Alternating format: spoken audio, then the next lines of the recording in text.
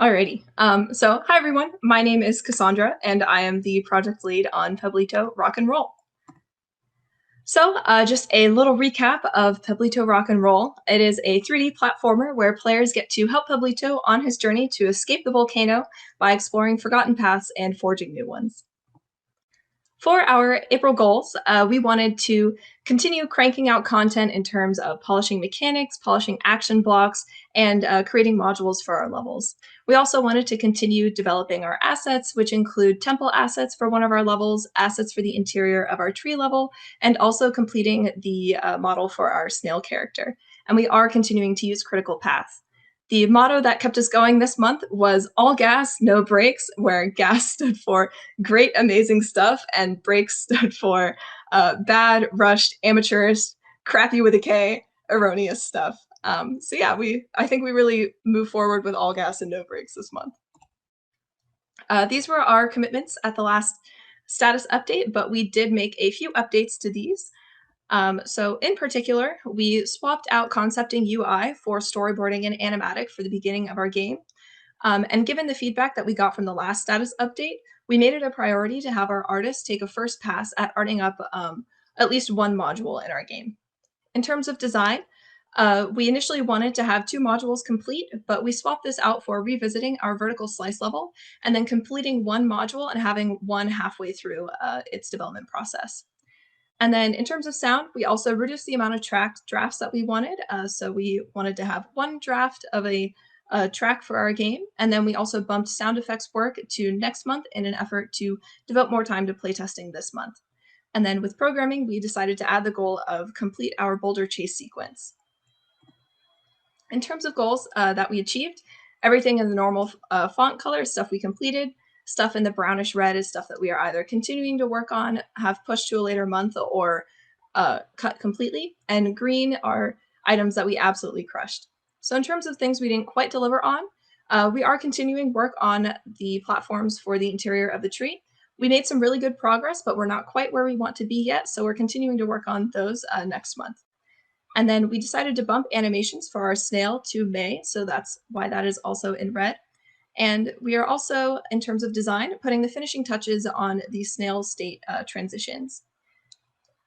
In terms of programming, we've been doing a complete overhaul of our checkpoint system, and this has delayed the implementation of level transitions and persistence between levels. So we've made some great progress with this, and we will bump those goals to May. This month, we also sadly lost one of our programmers, so we've had to scale back some of our goals for our metrics system. We will be adding burst to the visualization tool and making any necessary adjustments, but outside of that, we're allocating the remaining programming hours to mechanics and bug squashing. And in terms of things that we absolutely crushed, we killed it with our enemy character. He's looking fantastic. We created so many more special effects than we were shooting for. We had nearly 30 people playtest in our most recent playtest, and I think we did a great job revisiting our vertical slice level. And then we also crushed it with our boulder chase sequence. To keep it rolling, we actually got some help from one of the wonderful animators here at FIA with redoing our walk cycle for Peblito. Currently, the new walk is on the right, and then the old walk is on the left, but it is rotating. And I really love that our walk feels more weighty now, and he has a bit more character to him. We also got some help with a new running animation, which this is currently implemented in our level and will be shown in the gameplay demo. We're considering adding the walk in to smooth the transition from idle to run, but currently we're utilizing the walk when Peblito is slowed down due to being covered in slime from the snail. For special effects, starting in the center left up at the top, we created a lava fall particle effect, which will help us to create gaps in our lava falls, which will allow players to dash through them. And then beneath that, we have a spore burst for when the player jumps on the mushroom jump pads. Next to that, we have a water drip effect. Next to that, we have a mist effect. And above, we have a gust effect to indicate when the gust is actually active within our levels. Some special effects that are a bit more player-centric. Again, starting in the center at the top, we have an impact for when Pablito hits a destructible with the burst. Underneath that, we have a demo of our iris wipe, which will be used for scene transitions and respawns. To the right of that, we have a dirt path for when rolling on dirty surfaces, and above that, we have a slime trail effect for our enemy snail. We've also made a few materials, including a seamless wood material in the upper right-hand corner, and beneath that we have a gravel material that can be used with vertex painting to highlight paths within our level. As I mentioned last status update, we are getting rid of the 4.26 water sim within our game, and we did that this month. So those are a couple pictures of what the new lava looks like with just having it be a mesh instead of the water sim. We've also been hard at work finishing up our rocks. We are almost done with them. We just have to finish putting the final textures on a few of them. And we have approximately 200 rock assets to give our LDs a lot of variety when they're creating our levels. We've also been hard at work creating some assets for like set dressing and stuff like that. So we have a few containers, including a barrel, a jar, and a crate that are currently in progress. We also have a lava mill, which will be featured in our cave tunnel level, and I'm really excited to see how this turns out. We've also started working on some temple assets, which are modular and will be used to create the temple in our temple scene in the cave tunnel level. We've also created some assets for the interior of our tree, including a nice floor and some sticks and branches, which can help to set dress our level, but also be used as platform. And then the foliage that you can see here is something that our artist actually made with the spline vine generator that our tech artist made a month or two ago. And here we have our finished grapple point, a nice mushroom platform, and then a mushroom jump pad and another cute mushroom that can be used for set dressing. We also completed our statue, which will be the centerpiece of the temple portion of our cave tunnel level, and this uses the same style as the statues that are featured in our cavern scene. In terms of our snail, we've made great progress and actually completed him. He will serve as an obstacle for Peblito when he leaves his slime trail that will slow Peblito down for a period of time if he walks through it. We've also had the chance to completely create a rig for our snail. We haven't made any animations yet, but with this rig, we will be able to move his whiskers, his antenna, his head, neck, the little foot of the snail, and his shell. In terms of music, we have created a draft of a track that we would like to use for a theme that could be used throughout the game and help to give our game a unique and identifiable sound.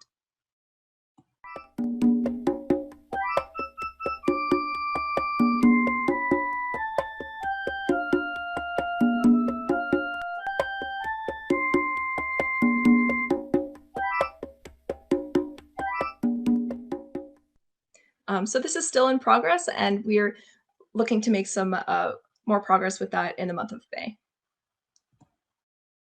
We have done some more development with our narrative, and with that, we created our new title, which is above there in the upper right-hand corner. And we've also created some icons for Pablito's mentor, the elder named Grit, who communicates with Pablito through his eye stone. Also, in terms of narrative, we've created a storyboard for our opening animatic, and I would like to share that with you guys now. Today is the Foraging Festival, the annual coming-of-age ceremony where young pebbles from Roxville venture into the island's environment in search of food for the village. Under the guidance of a randomly selected mentor, the day of the event, each candidate must gather enough food to feed an entire household. On a successful bounty, the youngling becomes accepted as an adult, and a large feast is prepared with the collected food. Unfortunately for our hero, he overslept. As he arrives at the village gate, huffing and out of breath, he notices that the only mentor remaining is Grit, the Cookie Town shaman. Just his luck! Shakily clutching a cane, Grit limps towards Peblito. Couldn't make it off the bedrock, eh? He says. Known for his eccentric trinkets and baubles, Grit slaps some sort of device into Peblito's hand and pushes the young pebble towards the front gate. Well, get rolling, he says, sounding as ill-tempered as the rumors describe. Confused, Pablito tucks the device into his pocket and rushes out of the village. He's got to make sure he passes the foraging festival.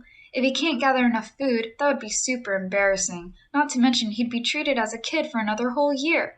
But where can he find that much food? Much to Pablito's surprise, Grit's sarcastic voice rings out around him. Wondering where the best foraging ground is? Don't worry, kid, I know just the place. Following Grit's directions, Pablito makes his way up a precarious trail up the side of the island's volcano. Just when he thinks things can't get any worse, the path crumbles beneath him, and Pablito falls into the darkness beneath. Our story begins as Pablito slowly regains consciousness deep within the volcanic caverns beneath the island. As you can see, we're a fan of puns on this team, so if you have any rock puns that you would like to share with us, please do, and they might actually end up in our game. So in terms of level construction, I realized that I was pretty vague last time, so I'd like to go into how exactly our modular design approach will actually work. So currently, we are doing mini spiral development for each of our modules, which take about 2 weeks for the LDs to work on, and then a week for our artists to work on. Currently, we're scoped for 2 new levels, our interior of tree level and cave tunnel level, with 3 modules per level. And then within each module, they will have approximately 2 to 5 action blocks, and currently we have a total of 27 action blocks ready to be implemented.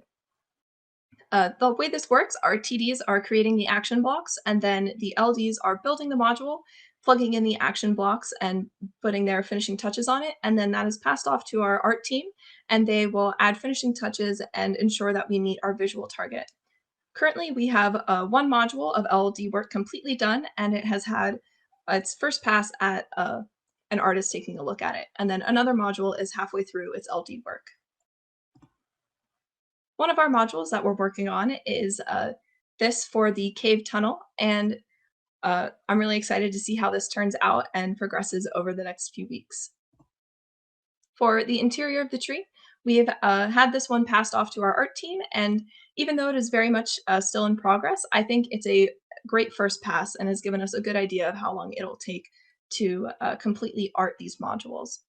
And then in the upper right-hand corner, we have some concept art of what the last module might look like for the tree, and it will end up being the last scene of our game. Hello from YouTube, everyone. So to keep things rolling, let's dive right in and start talking about a few of the prototypes that we've been making. So this prototype on screen now is actually a prototype for the Snail AI, which will primarily serve as an obstacle for Peblito. This snail will move about a set area and leaves a slime trail that, if the player walks through it, will slow them down. Also, when Pablito is within range of the snail, it will adjust its path so that it travels towards Pablito and brings its slime trail along with it. The player can either avoid this obstacle, or if they so choose, they can destroy the snail's shell by bursting through it, and this will cause the snail to panic and retreat out of the play space. We have created this panicked and retreat state, but we are still working on the state transitions, and this should be done within the month of May. We've also been working on getting death implemented within our game. So on the right-hand side, we have a pause on death function, which is where if the player interacts with something that kills it, whether it's a lava ball, a falling object, or anything else like that, the frame will actually freeze so that the player can see exactly what killed them. In our previous playtest, we have gotten some feedback about players being unsure of what killed them, and this will help to clarify exactly what caused their death.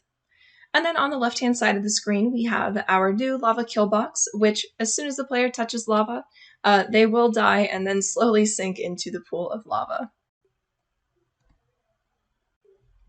We've also been working on our vine width visual again, and this time we've added some swing rotation to Pablito so that his body now holds the same angle of the vine he is swinging on, rather than always remaining perpendicular to the ground, which is what he did previously.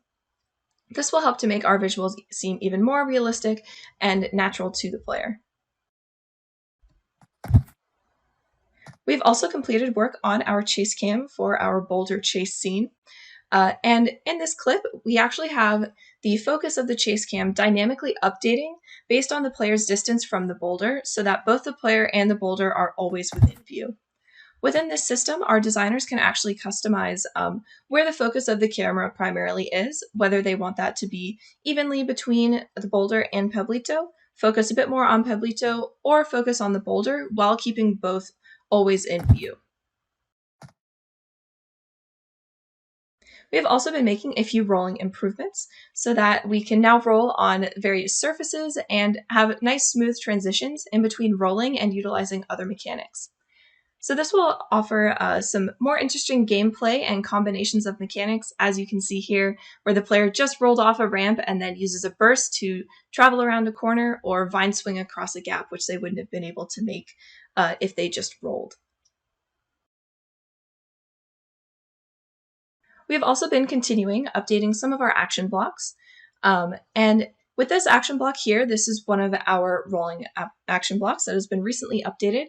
And within the clip, we can see two different paths that the player can take, whether they want to travel along a bit of an elevated surface or something that is a bit more close to the ground, a little safer for the player, and easier for them to navigate. But if players do choose to take these risks, they will be rewarded with larger sums of collectibles, which you can see sort of towards the end. We will have a ramp that the player can jump off of and vine swing on to grab a very large collectible.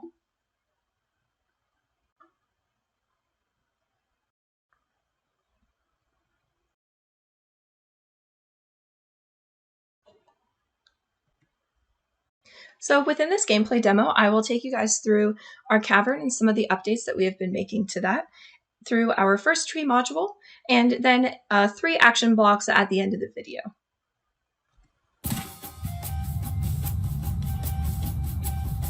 Since Vertical Slice, we have been continuing to update and polish the scene. One of the first things that you might notice is that we have implemented our new running animation.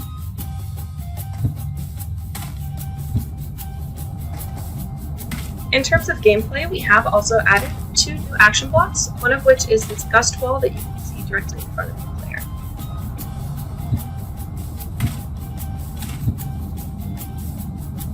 We now have player death implemented within our levels, as well as the respawn system.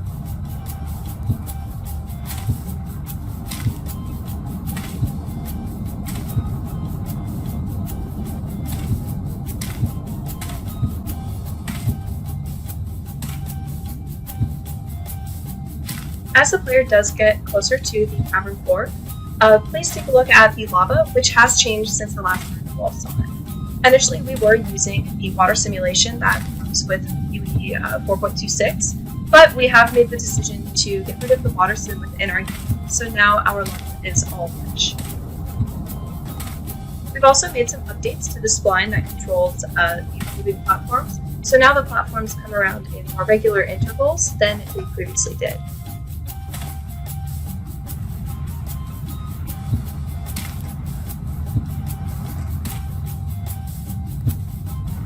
Up ahead, you will see the other thing we changed in the game, where we've added this alignment so the player can swing across that gap and onto the rest of the levels within it.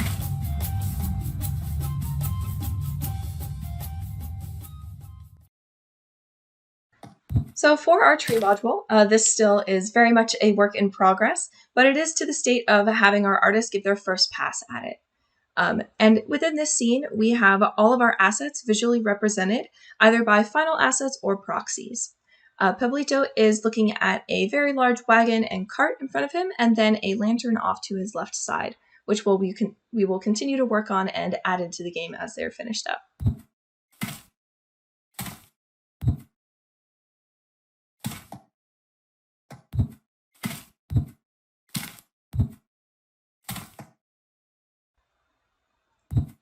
As the player is primarily traveling vertically within this level, our gameplay has placed a heavy emphasis on our jump pads, burst, dash, and vine whip, although we will include some bits of rolling within later modules of this level.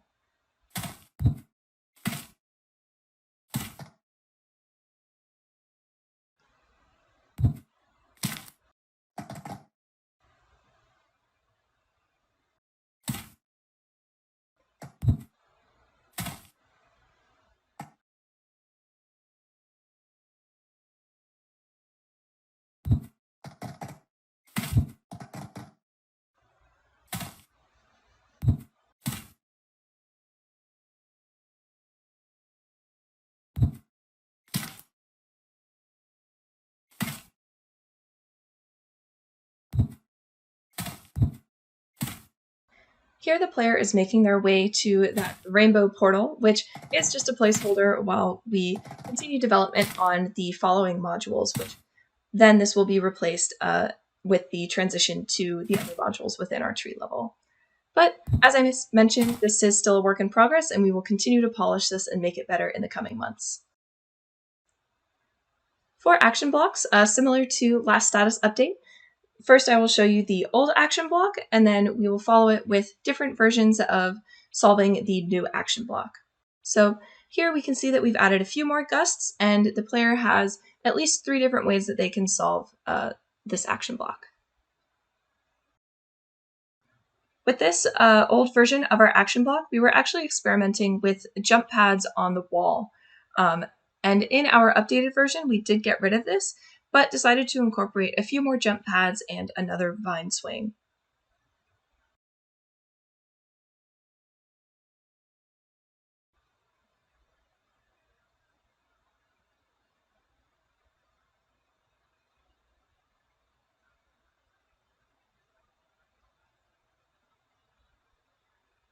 This is the last action block that I will be taking you through today. And this is the old version of the action block that was actually tested in our most recent focus group test. Here we have 2 different ways that the player could proceed through this action block based on their varying skill sets and what they are comfortable with within the game. Well, welcome back, everyone. So moving right along, we did have another focus group test this month, and we had nearly 30 people, both new and people who participated in our first focus group test again. So some general stats. On average, it took players 4.1 attempts to finish the cavern level. It took them about 4.82 minutes. And on average, there were 0.45 positive movement-related comments and 1.35 positive visuals-related comments. And some feedback we got last time was to define what exactly qualifies as a positive reaction or even a negative reaction. So positive reactions in our playtest, we like to have our players' cameras turned on. So that could be a verbal positive reaction, them saying, "Wow, this is so cool," or even a visual with like their facial expressions, and if they're doing something new with like a new mechanic combo and they're smiling and laughing, that would be a positive reaction. And then on the flip side, same thing with a negative reaction. If they verbally say like, "Oh man, this is lame," or "That's not cool," that's a negative reaction. Or if they're visibly getting frustrated and constantly having to reattempt certain things, and that's also a negative reaction. Um, some other interesting data that we found out during this playtest is that burst is used 2/3 of the time, or like 2/3 as often as dash. So dash is being used a majority of the time, and then burst is also being used as well. And this is a good thing because we were afraid that burst would actually make dash obsolete, but this does speak to our mechanic balance, so I'm really proud of that. In terms of the different challenges, these are the average rate of failure. And we did have 2 new additions with our gust wall and our vine whip. The gust wall is the second one, and vine whip is the last image. And most rates of failure per challenge did decrease, and the failure rates are around the 10% or lower region, and that's exactly what we're aiming for. We will have to keep an eye on the challenge that had a 49% rate of failure, but we'll keep that in mind moving forward with our next playtests. In terms of action blocks, the biggest takeaway we got from our last focus group test was that a lot of our action blocks were way too difficult. So seeing these attempt rates go down and be no more than 8 or 9 attempts is a huge improvement in the area of difficulty scaling. So this is a nice spread of the required attempts so that we can have some easy action blocks, some medium difficulty action blocks, and some hard action blocks as well. Moving on to production stuff, this has been our weekly meeting time since the beginning of Capstone. And some things that I would like to highlight briefly are this spike, which was the first week of Capstone, this spike, which was leading up to Vertical Slice, this slice, which was the week right before our last status update, and then also this decrease in meetings around week 13. That's pretty average for us and follows that same trend of high meeting hours and then lower. And in week 14, that was actually spring break, so that's why there are no meeting hours. We didn't have any required team meetings over spring break. In terms of weekly capacity usage, um, two things I would like to highlight, as I did before, were this spike in hours around just before the January status update, and this extreme spike in hours for our leads right before vertical slice, which correlates with our lead crunching. But after that, we have seen our hours level off right around the 100% capacity mark, although it did dip the week before spring break and then also during spring break. But our team worked really hard over spring break to make up those hours that they missed in week 13 and also achieve some extra, get some extra work done as well. Um, and so this is our estimate accuracy. Prior to week 7, our estimates were extremely volatile and all over the place. But since week 7, which is the week right after vertical slice, our estimates have been fairly consistent in having about a 40% error, plus or minus. And this is good. Consistency has helped our team level out in our hours right around the 100%. I demonstrated that in the last status update, but we're aiming to continue this consistency and decrease our percent error if we can in the coming months. In terms of risks, last month's risks we'll just continue to keep an eye on. With lead crunch, we actually didn't have much of a lead crunch leading up to the March status update, so that's a big win for that, but we will have to continue to monitor that for the rest of Capstone. And the same goes for destructible mesh interiors and scripted events, since we are not done implementing these within our game.